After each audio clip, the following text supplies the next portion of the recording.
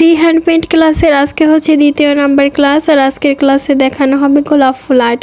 তো এই জন্য প্রথমেই আমি আপনাদেরকে রঙের ঘনত্বটা দেখিয়ে দিচ্ছি। দেখুন আমি কিন্তু এখানে সুতি কাপড়ে কাজ করার জন্য রঙটাকে একদমই পাতলা করে নিয়েছি অ্যানকে মিশিয়ে। অন্যান্য ফেব্রিকের তুলনায় আমরা যখন সুতি কাপড়ে কাজ করব তখন কিন্তু তুলনামূলকভাবে রঙটাকে একটু বেশি পাতলা করে নিব। এতে করে হয় কি যে ডিজাইনের জায়গাটা শুকানোর পরে প্রচুর পরিমাণে সফট থাকে।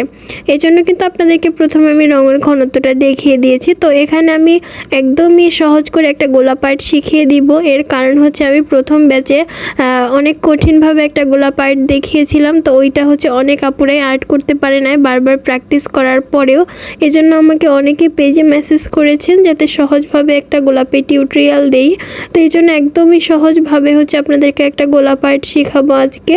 গোলাপগুলো আর্ট করার জন্য প্রথমেই আমি গোলাপি কালারটা দিয়ে একটা ফুলের শেপ দিয়ে নিব, মানে ঢেউ ঢেউ করে হচ্ছে ফুলের মতো এঁকে নিব। এরপর হচ্ছে এই ব্রাশটা দিয়ে, ব্রাশটা কিন্তু পানিতে ওয়াশ করা যাবে না, এই ব্রাশটা দিয়ে হচ্ছে সাদা কালারটা মিশিয়ে এভাবে করে মাঝ থেকে পাপড়ির মতো দিয়ে দিতে হবে। পাপড়িগুলো কিন্তু একদমই সমানভাবে দিবেন না, একটু এক পিস করে করে দিবেন।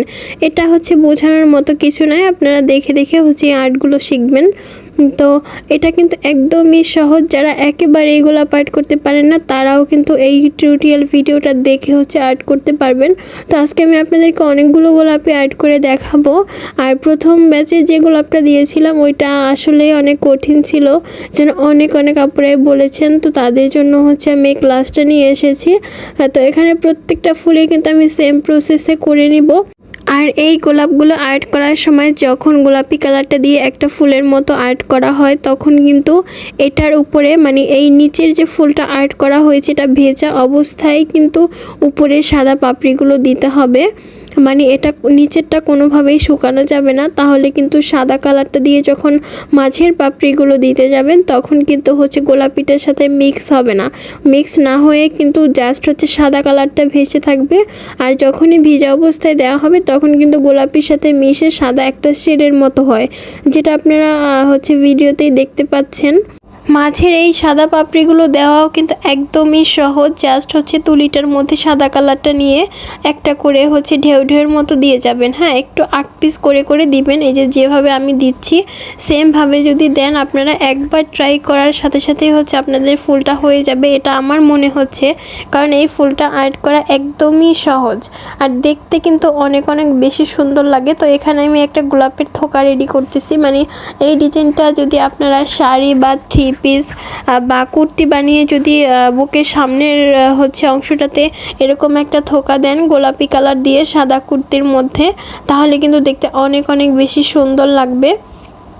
তো এই গোলাপগুলোর সাথে আমি কিছুটা পাতা অ্যাড করে দিচ্ছি যাতে দেখতে আরও বেশি সুন্দর লাগে, কারণ শুধু ফুল অ্যাড করলে ওটা দেখতে ভালো লাগে না। আর যেহেতু আমরা একটা ডিজাইন করার ক্ষেত্রে ফুল পাতাগুলো অ্যাড করে ডিজাইনটা করা হয়, এই জন্য হচ্ছে ফুল এবং পাতা দুইটাই আপনাদের একটা ভিডিওর মাধ্যমেই হচ্ছে শেখানো হয়ে থাকে যে কিভাবে ফুলগুলো করবেন, কিভাবে ফুলের সাথে পাতা দিবেন। ঠিক আছে, এই জন্য কিন্তু একটা ভিডিওর মাধ্যমেই হচ্ছে আমি দেখিয়ে থাকি। তো এভাবে করে আমি চারদিক থেকে কিছুটা পাতা এবং মাছ থেকেও হচ্ছে কিছুটা পাতা দিয়ে দিব। পাতার কালারটার জন্য আমি এখানে গাঢ় সবুজ কালারটা ব্যবহার করেছি। ফুল এবং পাতা এই সব ডিজাইন করার জন্য কিন্তু আমি এখানে 5 নাম্বার তুলিটা ইউজ করেছি। এই তুলিটা বলতে পারেন যে আমার কাছে কমন একটা তুলি, কারণ এই সাইজের তুলিটা দিয়ে আমি অনেক কাজ করে থাকি। বিশেষ করে হচ্ছে ছোট ফুল বা চিকন হচ্ছে ডালপালা পাতা এইসব কাজ আমি এই তুলিটা দিয়েই করে থাকি। এখন আমি আরেকটা বিষয় ক্লিয়ার করে দিচ্ছি।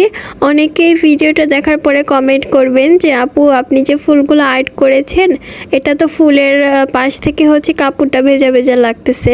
তো এটার বিষয়টা আমি একটু ক্লিয়ার করে দিচ্ছি।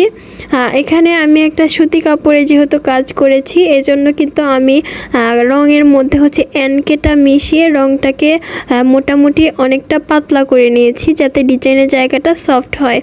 তো রঙটা পাতলা করার জন্য এনকেটা ব্যবহার করার কারণেই কিন্তু আমার এই ফুল থেকে একটু মানে চারপাশটাতে একটু ভেজা ভেজা লাগতেছে কাপড়টা। এটা মূলত কিন্তু কোনো সমস্যা না। আমি ভিডিওটা শেষে হচ্ছে একটা ক্লিপ অ্যাড করে দিব যে ডিজাইনটা শুকানোর পরে কিন্তু একটু বোঝা যাচ্ছে না যে এখানে একটু ভিজা ভেজা ছিল বা কিছু, বা কোনো ধরনের স্পটও কিন্তু পড়ে থাকে নাই। এটা জাস্ট একটু বেশি অ্যানকে ইউজ করার কারণে হচ্ছে ফুলগুলো চারপাশ থেকে একটু ভেজা ভেজা লাগতেছে। হ্যাঁ, এটা কিন্তু কোনো সমস্যা না, বা রঙগুলো ছড়িয়ে গেছে শুকানোর পরেও এটা বোঝা যাবে এরকম কিন্তু কিছুই না। জাস্ট এনকে ব্যবহার করে রঙটা পাতলা করে কাজ করার জন্য হয়েছে।